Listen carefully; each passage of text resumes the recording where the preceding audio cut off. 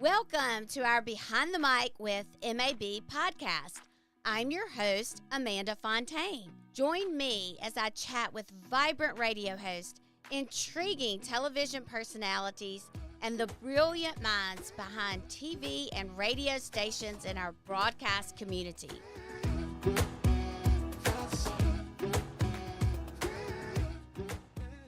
I am so excited to have Ross McLeod with us today.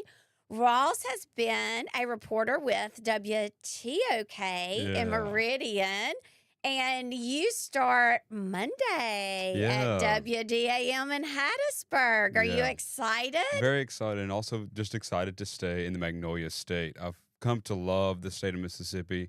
From Mississippi, and over the past few years, just seeing the state grow, it's been excellent to be a part of that growth and see it. So I'm excited to stay, replacing the Queen City with the hub city. So just another great opportunity for growth. I know they are so excited to have you in Hattiesburg. Oh, I'm thrilled to be there because I grew up going to Southern Miss football games, basketball games as a kid. My parents are both alum of the University of Southern Mississippi, so I kind of betrayed them going to Mississippi State and becoming a Bulldog, but I've been a Bulldog my entire life, going to Brandon High School and Rankin County School District, and now Mississippi State, and now going down to be a Golden Eagle once again with WDAM. So it's exciting. That is awesome. Yeah. So tell me, so you went to Brandon High School. Yeah. And then you decided that you were going to go to Mississippi State. Yeah, so my path to Mississippi State was kind of, wanted to be an engineer. I was a civil engineer major for 2 years pre-COVID. So I was in all of my civil engineering classes and wasn't having a great time there. And throughout my time at Brandon High School, all my English teachers were like, let's get you to a communications degree. And I was like, I don't know. I don't know if that's a field for me, going through that. And then working at like a fast food ice cream place in Brandon named Bops. There's a bunch of locations there, but Bops. So I used to work there, and I would run drive-through. And I would be on the drive-through, welcome to Bops and Brandon. I'd give them my spill, and they would be like, you need to go to a communications degree. But I just kind of shrugged that off. They were like, you need to go to radio or something. But I was like, nah, I'm going to go be a civil engineer. It's going to be a great time. I'm going to go enjoy myself. But got to Mississippi State. Wasn't really fond of the degree. Wasn't giving it my best, or I was giving it my best, but it wasn't giving it back to me. So I went back and thought of my past and my teachers in middle school and high school, and then the people through the Bops drive-through. They were like, I was like, maybe I can go to communications. So during COVID, during that extended spring break, I changed my major to communications and broadcasting and just fell in love with it ever since. So I've really had a great time in the degree process, but now in the workforce for 3 years. It's just been great. And I know that your professors loved you. I'm thinking about Philip Poe. Philip Poe, Chris Mission, just the incredible team at Mississippi State has been incredible. I got to work with anchors who had been in the field forever. Andrea Self-Nichols, she was a news anchor for WCBI for decades, and I got to work with her. She really got me to the performance side of things. But with Philip Poe, he taught me how to write everything, and then Chris Mission taught me how to video edit, and then it all just came together. It's just been an incredible experience, and I've got to actually use my college degree and put it into the work, and it's awesome to see that kind of transpire. So immediately following or during the time that you were at Mississippi State, you worked at ESPN. Yeah, so I worked with ESPN and SEC as just like a camera ops guy behind the scenes. So like if you're watching the broadcast or a baseball game or a basketball game at home, somebody's operating those cameras. And oftentimes like you would see the cameraman like during like halftime, they'd be like, hey, they'd be doing like goofy stuff for like TV. But I got to be a little camera ops operator, and it was awesome. I got to work the first baseline for the Mississippi State Bulldogs when they won the national championship that year. I got to be a part of that, just operating camera, getting to be involved in I got to go in the dugout with the team that year and just hang out with them, and then also work as a camera operator, like working crowds and stuff. It was a great time. So getting to see the excitement throughout that entire year just kind of bubble up, and then making it to Omaha. I didn't get to go to Omaha, but my mom did. She got to go up there, and I didn't get to go because I was, I don't know, I think I was busy, or I can't remember. But she was like, I'm going to Omaha. And I was like, oh, I want to go to Omaha. But I think I might have had work or something. But she got to go up there and see my Bulldogs win a national championship. So that was awesome. That is so Oh, cool. so cool. Yeah, working cameras. Like I got to work on the sidelines of basketball games. Like there's camera operators under the basketball goals.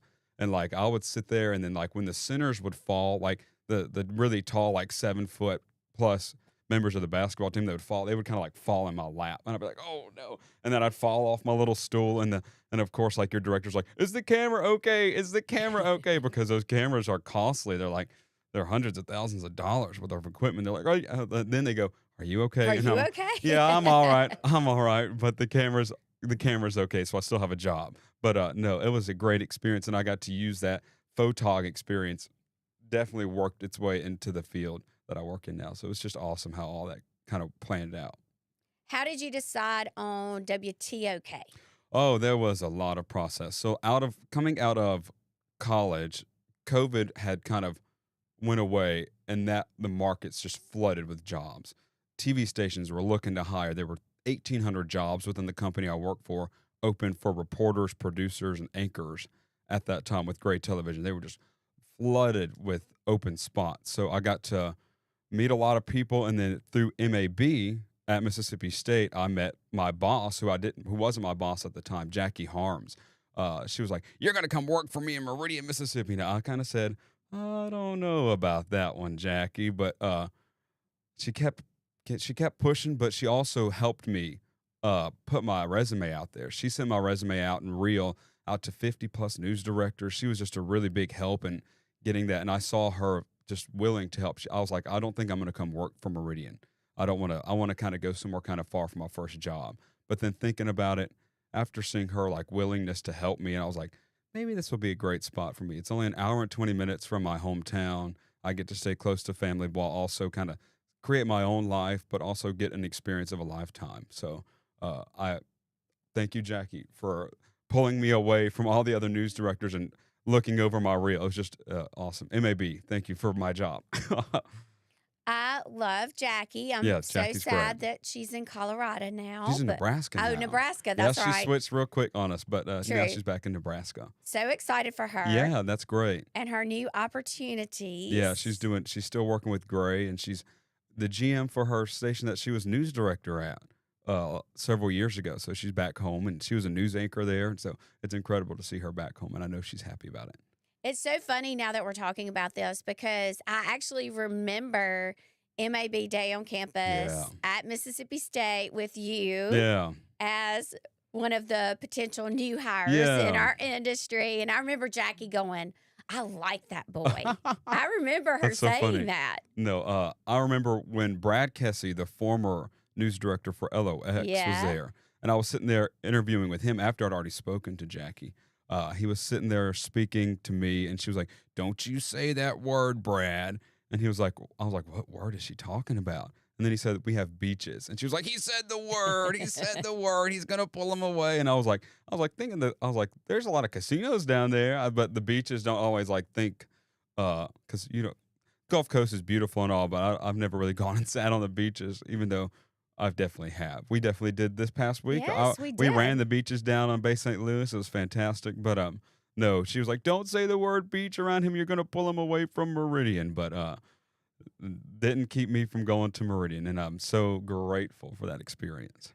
But she got you. She got me. She got me good. It was her constant communication with me, asking how I was doing, even though I kind of shrugged her off my shoulder. It was just her want and will to work with me, and I was like, this lady really wants to do something and cares about me. So I was like, I'm gonna go give her a shot, and then I'm here now. Incredible opportunity. Tell me about WTOK. What all did you did a lot there? Ooh-wee, what did I not do? So WTOK is definitely one of the smallest TV stations in the country. I think it's market 192 out of the 210 television markets that are in the country. So it's definitely one of the smallest ones. And working in a small market television station, you're gonna do everything. That's something, if you're watching right now, you're gonna do it all at a small market station. So I was a producer, an anchor, reporter. I helped with digital. You name it, I probably had my hand in it in some way. But that was like we say, you worked in the trenches. We kind of dug the trenches for people to work in at WTOK. So I was the 6 and 10 anchor there for more than 2 years. But I became the 6 o'clock news anchor in November of 2022, and I started there in May of 2022, and that has kind of been unheard of. Like my news director, she was like, "We're taking a chance on you. We need somebody to work the anchor spot," and I was like, "I'll do it. That sounds like a great opportunity." And I signed an extension with them. She kept me on, and uh, I'm forever grateful for that opportunity because I don't think I would be here now without that. So I got to anchor the 6 from 2022. Our 10 p.m. anchor ended up leaving, got a new job. So I took over that role from the 2 p.m. to 11 p.m. shift. And I got to be the 6 and 10 anchor for WTOK for up until last Friday. So it's been great. Yeah.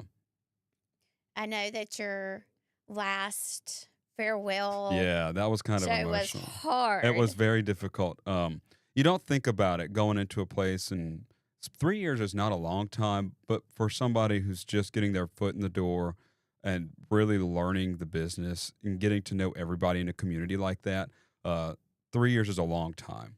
I got to plant my feet and then saying goodbye to some people that you were like never thinking that you ever have to say goodbye to, and then me and our chief meteorologist, Deidre McKenzie, were on the BAM, and I was reading my final like goodbye script that I had written, and I nearly just got like choked up, and I was like, I don't know if I can read the rest of this, but you can definitely tell like throughout the show, I was like getting a little more nervous for that moment. I hadn't been nervous for a show, and I don't know how long, but then getting to that point, last 45 seconds of the show, saying, "All right, thank y'all so much for 3 years," and then it was like nerve-wracking. I had like kind of chills down my arms and legs. So it was great. And then the well wishes from the community have been fantastic. I tell everybody in Meridian, I was like, if you want to see me, you just have to kind of tweak your antenna ears just a little bit because you're still going to be able to get WDAM because we're only about an hour down the street. So if you really want to watch us, you probably can. Just either expand your bunny ears a little bit, tweak them one way to the left or right. But I'm super excited for the new opportunity down there. So you start Monday and Start Monday. And on air Wednesday? Yeah, my first day on air, I believe, will be Wednesday at 10 o'clock. I'll be doing what I've been told. They're 5 to 6 hour with their co-anchor, Carrie Leggett Brown, and most people know who that is who live in the Pine Belt. I'll be joining her for that hour, and then I'll be doing the 10 o'clock show solo. So I'm excited for that. I'm excited there. I got to tour their station. It's beautiful down there. Tim Walker's got a great station down there with Emily Forrester, the news director. So I'm excited to join that team and looking forward to it. They have a great team. I love Tim and Emily both. Yeah, they're great. They're amazing. And they help me out so much. Everything at Southern that we do, broadcaster boot camp, anything we need at Southern, they are the best. I'm excited to see that community and see if it's different, how different it is, how things operate, just to kind of see the insight of a different television station, just to see how they operate. It's kind of interesting. I got to go down there on a Saturday when the weekend crew is kind of just doing their tasks, getting their things done. So I'm excited to see what the day in, day out of that news station is during the weekday, just to see the reporters come in. I'm excited to work with new reporters, see how they report, see how I can help out as well, just to see if I can use, because I know stations like WDAM and WTOK, they're small market, get kids straight out of college, so they're still learning and developing, and I've only been developing for 3 years, but maybe just to help out in any way I can, I'm excited to be able to do that. It will be an amazing opportunity. I think so too. Let's talk about WTOK. Yeah. What did an average day in the life of Ross look like at WTOK? So on I walk in the doors at 2:00. I like to get there probably 1:30 just to kind of check emails, go over things, make phone calls if I need to make phone calls, set up stories. But for this past couple months, I would come in at 2:00 and hopefully have a story set up for 2:00, like 2:15, 2:00, so I can get something for our local newscast, some local stories. So whether that be an economic development piece or whether that be an update to maybe a crime story or anything like that, just to maybe have some addition to the newscast. And then after I get that, I would come back and edit my video and write scripts and create the graphics. And then I was also the 6 p.m. producer. So I would produce the 6 o'clock show. So hopefully I have my story done by 3:30 so I can start putting together the 6 o'clock show. And after that, I would get ready to do the 6 o'clock because I was also the anchor. So I would go around 5:30. Most people don't know this, but a lot of people do. Men in the business wear makeup, whether that just be a light powder or a light foundation, just so you can maybe get a one matte color on your face and get rid of the shine. So when people are like, "Are you wearing makeup on there?" I'm like, "Yeah, we all wear makeup because the white lights are bright and you get shiny and you get greasy, and it's sometimes warm in there wearing like 4 or 5 layers." So you go put a little makeup on, put your tie and suit on, then you hit the anchor desk. They like you to be in there about 15 minutes before so they can get cameras set up. So after producing the 6 and anchoring the 6, I go on dinner break, go eat a little dinner, and then come back and start producing the 10 o'clock. Because on top of the 10 anchor, I was the producer for that as well. So I would put the 10 o'clock together. That would take me to about 9 o'clock. Make sure I got everything locked and loaded for 10, and around 9:15, 9:30, start getting ready for the 10, and then anchor the 10. And then after that, make sure everything looks okay digitally. Sometimes I would trust in other people that they would have their stories posted, but I would like to maybe go make sure we have some sort of content throughout the night. And after that, I'd go home. So around 10:45, 11, I'd be making my way out the door and head into the house. So busy day, but a fun day. It would be fun. Oh, it's nonstop, and you never know what you're getting yourself into. That's what makes it fun. What were some of the most exciting things you did, or some of the greatest stories you covered? I think one of the greatest or most exciting things I did was probably the Neshoba County Fair. Those aren't some of my greatest stories, but the just vibe at the Neshoba County Fair, it's fast paced. We would do live shows from there, like our 5 and 6 o'clock newscast. We would do the whole show. Me and Lindsay Hall, we would sit out there and do the whole show live. I would look a hot mess, but getting to interview, I like politics, so getting to interview all the politicians who are speaking, governor, lieutenant governor, auditor, attorney general, they were all there in one place, and to get answers and questions from them immediately, that was awesome just to be able to do that. In like election year when Governor Reeves was going up against Brandon Presley for that, so that was a highly contested race. It was a very impactful race for the state of Mississippi, so all the people that were there at the Neshoba County Fair for that political day that year were incredible. It was packed out. So seeing that, there's like an excitement and a buzz about that place that I don't know if I ever want to go back because it's hot. That Neshoba County Fair is hot and sweaty, and you definitely work for it. But it was a great time. But another big story that comes straight away is the officer Kenneth Kroom. He passed away 2 weeks in on the job. I was there for 2 weeks. I was doing a live shot for gas prices, and we get a phone call. We have a fallen officer who is down and possibly dead. And I get a phone call. We're cutting the live shot. We're sending reporters out to that scene, and then just the quick, the steadiness of the newsroom that night. We were working to make sure everybody was updated, and I remember that setting a standard of how this place operates when it comes to breaking news stories like that. It was quick, swift, and it was an incredible way to see the staff work together to make sure that the community was aware of what was going on. And then I got to cover his funeral. He passed away he was responding to a domestic violence call, and he wasn't even supposed to be at work that day. But he went to that call and went out there, and he got shot and killed. And it was an incredibly sad story. But that's a story that's going to be in my head forever. Just working 2 weeks on the job and seeing that kind of put out there, I was like, wow. That's what we're here for. That's what local news is here for. So it was awesome to see that. Absolutely. I can't even imagine that. Yeah, it was crazy. But that's just that, and then that's just going to be something engraved that I'll always remember. And So, 2 weeks into the 2 job. weeks into the job, thinking quick on your feet is something that you have to do, and being able to adapt quickly, it's called for. It's awesome. I would be thinking that one of the pretty cool stories you would have covered would have been our new American Idol. Oh, Jamal Roberts. Oh my gosh, how fun was Yeah. that? So Jamal, I've done stories with him before in the past, before he got on American Idol. He sang at an event with Meridian High School. He was a teacher at Crestwood Elementary, but he was a PE teacher out there, and Jamal was a fan favorite from the get. Seeing him just completely blow up on the show was awesome to see somebody from Meridian get that much positive light. He was able to bring national presence to the Queen City, and it was awesome. And I got to cover his homecoming concert when Air American Idol was putting that production together. And I even got to go on stage and like kind of get the crowd hype for him. So I was walking the crowd, and the DJ who I'm friends with, JT, he works for 97 OKK, and I can't remember the station that he hosts, but he works for that media group out there with Clay Holiday. But he saw me out in the crowd walking, and he goes, "Ross, get up here right now." And I walked up there, and he was like, "Everybody get their signs up." Him and another DJ were out there just having the best day. And I got to go out there, and they screamed as loud as they could. And it was just incredible to be able to experience.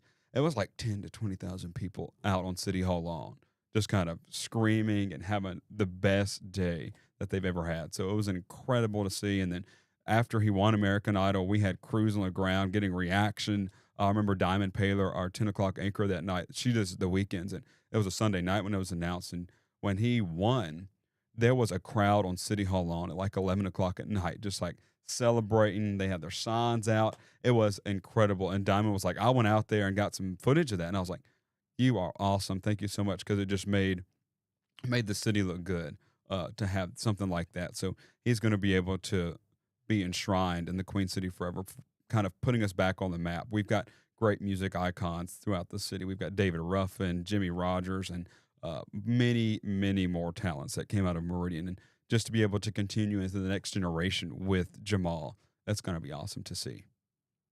He was amazing. He was amazing. Yeah. I was watching the very last night, and someone from Mississippi was texting me, asking me questions during the middle of the show. And I was like, I am watching American Idol. Like, Jamal is performing right now. Why are you not watching that? Yeah. You are texting me, asking me questions. You should see this. But how it was just amazing to me, and so awesome when he actually won. Yeah. I mean, I was sitting there on the couch watching, because of course I mean, every Sunday night I had it on just to see if he would continue on the path. And when they announced Jamal, I was like, that is incredible. This city is about to go nuts. And they did. They went nuts in a good way. It was incredible to see spotlight put on Meridian once again for having produced something as great as Jamal. It was awesome. Really awesome. So fun. Yeah, it was so fun. Well, this is not as fun, but I was with you. I've been with you a lot lately. I was with you last week, and it was during the elections. Yeah, city elections. Tell us about elections. What does your day look like on an election day? Oh, so that's definitely a lot of prep. So we have done stories countlessly with the candidates who are running, and we have to make sure everything's unbiased. So we have to do one story with one story with the other, just to make sure everybody's got an equal opportunity to learn about the candidate. A week before the election day, they had an incredible city council forum for Meridian, and also a mayoral debate. And I feel like getting those kind of things out there, it was incredible to see both of them kind of put their opinions on the matter. And then election night, there's a lot of like, where are you going to be at? Are you having a watch party? Are you going to be able to come into the studio if you're announced a winner? And just getting those results in. As soon as the 6 o'clock ended, 6:30, I changed out of my suit and I hit the road so I could get poll numbers as quick as possible. So I went to about 8 different poll sites, because when the polls close, they print out the results from that specific precinct, and you're able to go get those numbers before they even make it to City Hall. So I went out there and got those numbers as quick as possible so we can have content on our website, because people, like, when 7 o'clock comes, people want answers. So going out there and running around like a crazy person is what I looked like. But running around, getting those numbers, I had people from all different precincts texting me pictures of the results that were coming through. And then after that, I went to City Hall just to get the final numbers. And I mean, there were just people like surrounding. So the city clerk is the one who like kind of hands them out. And her name is Brandy. She's a sweet, sweet lady, but she knew that her job was the it job for that night. Like, everybody was like, "Where's Brandy? Where's Brandy? Brandy, give me the results. Give me the results." And she was like, "I don't have them yet." But everybody was just kind of waiting. We were doing live hits from City Hall just to kind of, every time an update would come out. So it came out in about 4 precincts per batch. So there's 15 precincts. So we had 4 or 5 batches come out with new numbers. And making sure that everybody, like Lauren Carson, my news director, was on the phone. I was like, Lauren, I got new numbers for you. Here they are. Send them to her. And then making sure that Facebook was updated, and then making sure push notifications were sent out. And when the results came down, 98 vote difference for your mayoral election, that means it was an incredible race by both. Percy Bland ended up winning. He was a Democrat candidate. He had been mayor for 2 terms previously. He lost to the current incumbent until July 1st, Jimmy Smith, and then he won re-election by 98 votes. So when he was announced winner, I called him because we had spoken. He said, I plan to be able to come on at 10 o'clock live in your studio. I was like, that's great. Awesome. And then I called him after the results had come out, and he said, I think I'm going to change my mind. I'm going to sit here and stay with the people who voted for me. And I was like, okay, well, we're going to come over there so we can have an interview with you, an exclusive interview. So I drove to his watch party along with Diamond Paler, and Patrick Talbot ended up bringing me my camera gear because I didn't bring it with me because I was just going to go. I planned for him to come to the studio, so I wasn't thinking about bringing a camera gear. But that's a lesson for all the broadcast journalists out there. Make sure you've got your gear with you always, because you never know what's going to happen. But we went out there and got an interview with him. We did a Facebook exclusive one-on-one with him first. We were the first media there, and then Cash Matlock with Queen City Newsfeed was also there. He's also a MAB young professional with me, and got there and did a Facebook, and then we did like kind of a press conference style interview with all the other media outlets that were there that night, and we were able to run about a 5-minute hit, because that's how much we had kind of planned for that 10 o'clock. That's how much I had produced time for, so I was able to get 5 minutes worth of an interview so people can hear from their new mayor. So it was an awesome night. I love politics. And then, I mean, one of the city council seats came down to 20 votes. So, and I mean, that's not uncalled for the city of Meridian, because I remember he's retiring now, but George Thomas, City Council Ward 1, he lost his first election by 1 vote. That's what it came down to, was an affidavit ballot for him. So, I mean, it was crazy back in the 80s. So he lost by 1 vote. So it's not uncalled for a city of Meridian election to be that close. So Percy Bland won the mayoral seat for this go around, and it was great to see the excitement around him. He had a great campaign, and so did Jimmy Copeland. He was the independent candidate, so it was exciting to see that. My first city election to ever cover, so it was really awesome to experience something of that magnitude. So it was awesome. Were you a little later leaving that night? No, we were actually able to get everything done before the 10 o'clock show. So like we had all the final results in, and we were ready to go. Like my team that I had was on go mode. I made sure that they were there. We had extra hands on deck, so it was incredible to see everybody just kind of saying, yes, let's do it, and get it done. Diamond Paler, I miss you too, Diamond. It's incredible. How are you doing? I hope you're still here. You still with us, Diamond? But no, it was an incredible night. Wasn't it fun, Diamond? It was so fun. No, she's are those? Oh, there it is up there. Okay, great. But no, it was WTOK election night. So fun, so fun. You have done so much. Yeah. In your very few years in the industry. Yeah. I was thinking back a little while ago. I remember, was it 2 years ago? Yeah. At our MAB awards show. Yeah. Which that is so much fun for those that don't know. That's where we announce our station of the year and anchor of the year and rookie of the year. Yeah, whoop, whoop, 2023. When you said my name, I don't think I could believe it. So at that time, WTOK had won Rookie of the Year the 2 years prior. So when I was nominated for a finalist position, and then when they went to 3rd place, 2nd place, and then my name hadn't been said, I kind of like a deep breath and like chills went down, and the announcer said my name. I mean, I freaked out. That year, my family came, and I think that was kind of an odd thing to have, but my family ended up getting a table in the back because they wanted to be there. And I was like, I don't think anybody has ever had their family come, or like a table of family members come, but my mom was like, we're coming. I don't care what we got to do, but we're going to make it there. And so I called Jackie, and Jackie called you, and y'all got it worked out. And I think I'm still remembered for the guy who had his entire family come to the MAB Awards. I thought it was the sweetest. I remember when she called me, and I was like, wow. Okay, this is a first. Yeah.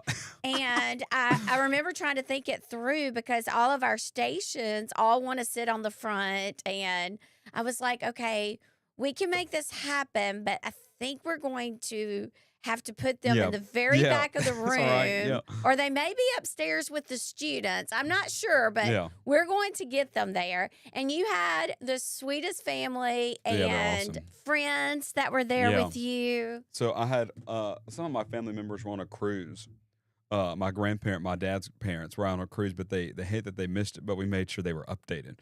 We had them on FaceTime, and they were there, and they were there, but they were not there. But my mom's parents were there, and I was able to have 5 friends sit in with. And I mean, they didn't have any idea what to expect. I had never been to MAB Awards before. That was my first one, and it was a blast. And then last year at MAB Awards, we ended up winning WTOK won Station of the Year. So that was just another incredible feeling at MAB Awards. So if you don't know about it, it's like the Grammys or the Emmys for the state of Mississippi broadcasters. So it's an incredible night. Amanda does a great job putting it together. So it's so fun. But yeah, the night I won Rookie of the Year was unforgettable. I remember we had 2 tables for the TV that year, and they were just yelling, three-peat, because that was our 3rd year in a row to win the title. And I mean, just electric. I think I remember, I just got up there. I was like, yeah, like I think I'd won the Super Bowl or something. Like I was out there screaming and hooping and hollering, and my parents were back there screaming, hooping and hollering. And I mean, that's an unforgettable night for a young journalist like me. It was great. It was awesome. I will never forget your face. Your face was priceless like- when you came to get your award from me. It was so great. No, it was awesome. I mean, I think we've got some pictures from it. I mean, I could just see my mouth just like how I had no idea. I had no idea to expect it, and I don't think I was able to like stop shaking the rest of the night because I remember going back and looking at like I would try and take a picture of the reward, and I was just like shaking so much I couldn't get a good picture of it, so I had to put it down. I mean, it was so fun. You are so, so deserving. Oh, I appreciate that. I was super excited for you. Yeah. And then now you have moved on to be a member of our MAB Young Professional Committee. We had a great week this week. A great week this week. It's always just fun to see other people in the industry that are near your age and just get to talk about what they do. It was also the opening week of Buc-ee's. So yes, I was also able to help out with Daniela. She had a live shot for her station at WTVA. And I'm not going to say I'm in between jobs. I'm kind of off this week before I start the new job. So I was able to go out and help her with her live shots and so I was like, even though I'm kind of taking a break right now, the TV industry is going to find me no matter what. So we were there covering the live shots for Buc-ee's. I mean, what a day for Mississippi. There were thousands of people in that store. And we ended up going back Wednesday, and it was still booked and busy. So, I mean, it's incredible to see something like that and help to be able to cover that with somebody else. So it was fun. Oh, yes, on Wednesday. Yeah, we went back up there. It was hard to find a parking place on Wednesday. You could not find a parking place any day. But MABYP, we had a great time. I believe we had a great time. We had a fun boat ride. Some of us got a little more wet than others. No, Amanda definitely got really wet. It's all the people kind of in the front end of the boat just kind of ate a couple waves up there. But that would be Hannah, Keandria, and me. Yeah, and then Allie Shirley quite literally ate the boat. Oh, she did. She almost lost her phone. That was scary. Her phone. I mean, but it was a great fun time, and I wouldn't take that time for anything else in the world. It was great just to be able to see all those people and also talk about our great programs that we're going to be putting on for our college students looking to get into the field. Our Fellows program, we're looking to add some new additions this year, so I'm excited to see who my new young fellow is. We're going to find out in a couple months, so that's exciting. It really is. It was very interesting to me when I asked y'all, okay, how did you feel this time last year? Because we just started this program. Brand new. And none of you knew each other. Right. And I think I wasn't able to go to the retreat last year, but I went to one of like the meet and greets, and I was like, hey, y'all. And then I just kind of inserted myself because that's what I tend to do, just to kind of be a part of the group. And you have to do that, you have to just kind of throw yourself in there. So I was like, hey, y'all, what's up? And just kind of acted normal. And then being able to grow with these young people, it's awesome to see that they're having kind of similar impacts all across the state, and that television is kind of shifting to that younger generation. You see more and more young people on TV. So being able to be that young professional for somebody in college saying you can do this and you can make a great career for yourself, and to be able to do that with this group of people that you've been able to assemble has been awesome. It is such a great group. I feel Yeah. like we're a little family. I feel like I'm the mama You definitely are. of this group of like 10. I call y'all my kiddos. Yeah, it's so fun. Just being able to look up to you as somebody who's got all these great information and great contacts and great resources to be able to rely on you for that great stuff and putting this all together. It's really just a great time. Every time we have a little gathering, it's always fun to see each other and be able to be a group with one another. So it's great. And it's amazing. Y'all are such great mentors for our college students, Yeah. for our MAB fellows. So my college fellow, he graduated last year and he's doing a great job here in the city of Jackson. He came from Chicago, Bethel. He's doing a great job. He works at WABT. He's one of their Morningside reporters, and he gets to go on great live shots. So it's great to see him doing well. I talk with him. I go, how's Jackson treating you? And he's like, well, he's actually having a great time here in the King City. So he's very excited to be here. And I tell him, I was like, if you ever need anything, but I think you found your footing. He was able to get in there quick. And it was great to see that and to be able to provide help when needed with him. He's doing really well. I think so. I think he's going to do great.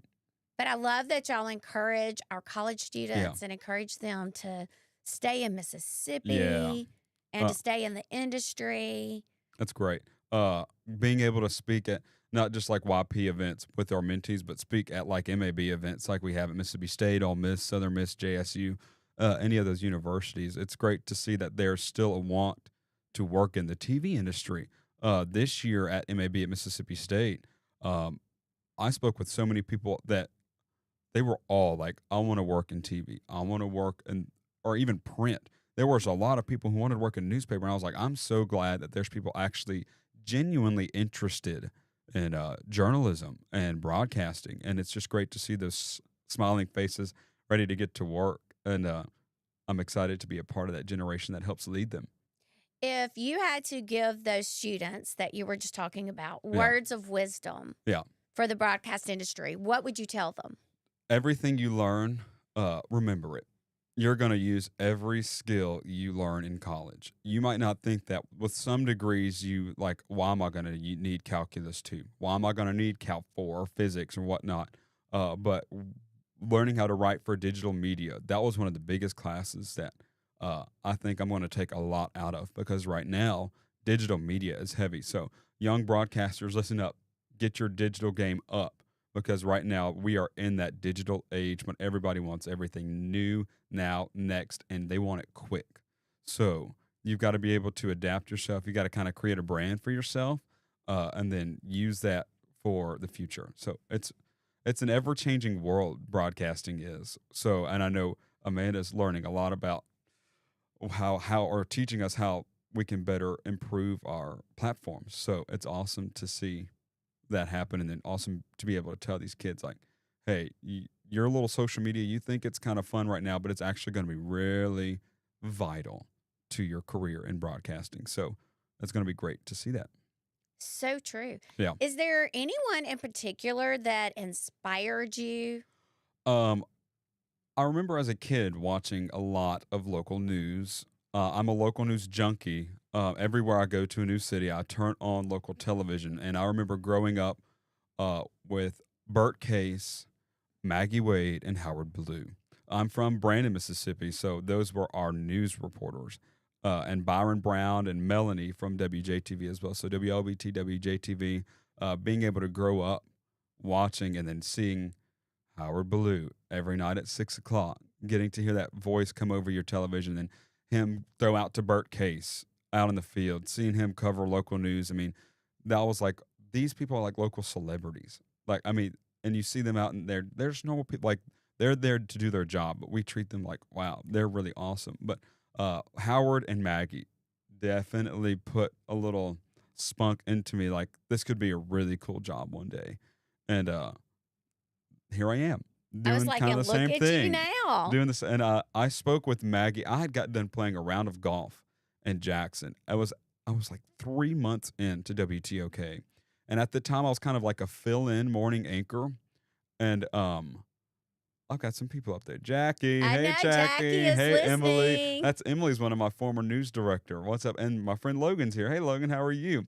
But no, what were we talking about? Oh, Maggie Wade. I was coming back from a round of golf in Jackson. I was in 3 months into the job at WTOK, and I saw Maggie Wade in Primos, and I was like, I have to go meet her because I'm like, we worked for her sister station. We worked hand in hand with one another. She might not have known that, but we worked hand in hand with her a lot. And I went over there. I was like, hey, Maggie, my name is Ross. I work for WTOK Meridian. I'm a fill-in anchor at the moment because I was still so young and so new to the job. And she was like, well, that's awesome. And I've got a great picture with her. I mean, I was sunburnt, wearing like some random hat and my golf shirt. But I was like, I've got to take a picture with this lady but now we work kind of hand in hand. And it's really awesome to be able to be a part of that, like seeing my childhood kind of legends and icons, just to kind of be working with them. Like I remember at MAB speaking with Howard, and he was like, Ross, he came up to me and he said, Ross, you're doing a great job at WT. I was like, no way. That just came out of his mouth, because I just felt so like shocked that he even knew who I was. But I had been anchoring at TOK for about a year and a half at that point. But the fact that he was like, you're doing a great job. I was like, that actually means a lot. And so it was really cool to see that. Of course he did. Yeah. Howard and Maggie are so Sweetest. sweet. The sweetest people ever. No, so it's awesome. So any other words of wisdom you may have for us? Don't put your head down. There's going to be really bad days in TV, and it's going to be hard. You're going to get frustrated. You're going to get maybe frustrated with a coworker, or frustrated with, somebody canceled their interview. Don't let that stop you. Keep going. Fight through the difficulties, because in the end, it's going to be worth it. It's all going to work its way out. It's just one day. Hopefully, it's just one day, but it's going to just keep your head down, keep fighting, and keep putting out great stuff, because that really is what matters. Seeing people persevere. What did I say? Persevere through tough times. That's what really people look for, especially in this industry. If they see that you're going to work hard no matter what situation you've given, you will be rewarded in the long run. So keep that in mind.